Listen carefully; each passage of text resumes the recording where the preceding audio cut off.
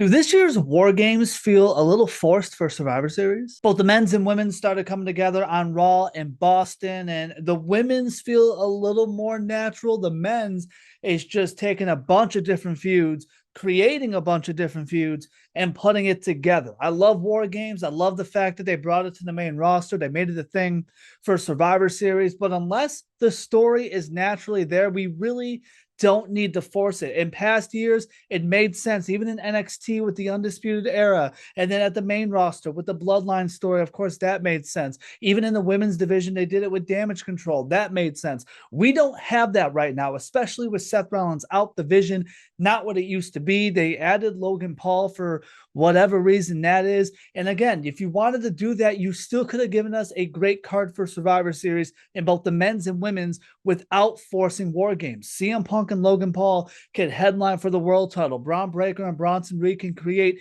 their own feud and have their own match. In the women's division, everything with the women's tag titles right now with Charlotte Flair, Alexa Bliss, Asuka, and Kairi Sane, and even the other teams getting involved, all of that is worthy of a Survivor Series card without forcing them into War Games. And if you wanted to really force War Games, it doesn't need to be the main event scene. I'm looking in the men's division, a mid card War Games would have made sense. You're making Solo Sikoa and his MFTs this powerful group again. And who are they going up against? The Wyatt Six. But these main event men's and women's War Games matches feel just a little too forced for me.